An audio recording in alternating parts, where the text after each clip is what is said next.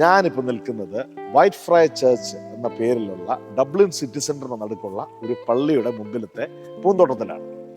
ഈ പള്ളിയും സെന്റ് വാലന്റൈനുമായി ഒരു ബന്ധമുണ്ട്. 1836 ഈ സംഭവം നടക്കുന്നത്. അന്നത്തെ ഈ പള്ളിയുടെ വൈദികനായ ജോൺ സ്പ്രാട്ട് അച്ഛൻ ഭയങ്കര അടിപൊളി പ്രസംഗകനായിരുന്നു. അച്ഛൻ്റെ പ്രസംഗങ്ങൾ സഭയിലൊക്കെ വളരെ ഫേമസ് ആയിരുന്നു. റോമില് ഗ്രിഗറി 16 മാർപ്പാപ്പയുടെ സമയത്ത് ഒരു സുവിശേഷ പ്രസംഗത്തിന് വേണ്ടി പോവുകയുണ്ടായി. അവിടെ അച്ഛൻ്റെ പ്രസംഗത്തിൽ ഇംപ്രസ്ഡ് ആയ മാർപ്പാപ്പ അച്ഛനൊരു സമ്മാനം കൊടുത്തു. എന്താണെന്നോ? നമ്മുടെ സെന്റ് വാലന്റൈൻ്റെ തിരുശേഷിപ്പാണ്. അത് ഇവിടെ കൊണ്ടുവന്ന് ഈ പള്ളിയിൽ കൊണ്ട് സ്ഥാപിച്ചു. പിന്നീടുണ്ടായത് ചരിത്രമാണ്.